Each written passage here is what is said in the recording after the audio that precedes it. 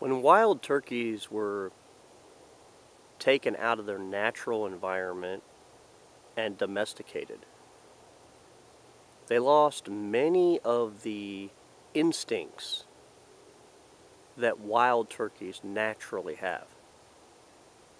And as amazing as it sounds, domesticated turkeys will literally die of dehydration with large bowls of water right next to them if farmers do not place shiny objects in the bowls of water so that the domesticated turkeys notice the water.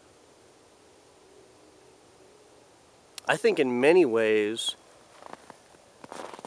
Homo sapiens have also lost many of our natural instincts through the process of domestication that has taken place over this long interglacial period.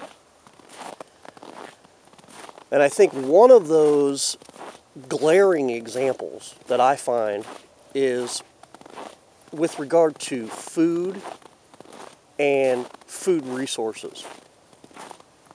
Now, I understand that those of us who have grown up in the modern world view food storage as an alien and strange concept. Many people even find the subject to be laughable and silly. And yet, it's amazing that just 2 generations ago, it was a common practice for nearly all homes to have large pantries of storable foods. And this wise practice dated back to primordial times in most societies. Your grandparents and great-grandparents undoubtedly held large quantities of dried goods and storable food in their basement or in the pantry of their home because it made sense to do so. Now, I've tried for years to convince family and friends to take common sense steps towards their own survival with regard to food.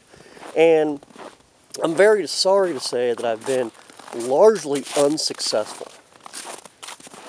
I have been met with criticism and laughs and questions, but few people have taken any proactive measures at all to simply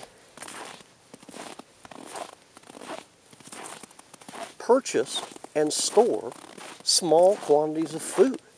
And it amazes me that this is the case, but it is. Now, from a purely economic standpoint, this is a profitable and potentially very profitable exercise for you and your family. Now, I'm sure I don't need to tell most of you that the price of nearly all food items has dramatically increased of late. And to anyone even remotely aware of matters on the economic front, it should be very clear to you that we are on the verge of a hyperinflationary event with regard to food items and commodities in general. For example, just in the last 6 to 9 months, wheat is up 90%. Cotton is up 70%. Soybeans are up 50%. Sugar has doubled.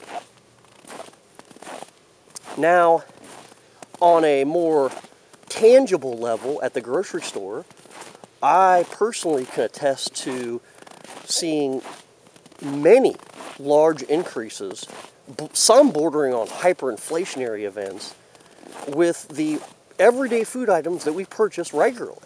For example, small cans of chicken at our local grocery store that just weeks ago were 90 cents are now selling for $1.50 a can. Eggs, milk, cheese, the list goes on. Now, I'm not at leisure in a 10-minute video to delve into all of the issues on the economic front with regard to the fact that this nation and the Western world in general faces a broken monetary system and either a hyperinflationary depression and or a currency crisis. You should already know those things, and if you don't know those things, you're very far behind, and you need to do some serious research on that subject. Now, just two winters ago, locally, we had a windstorm.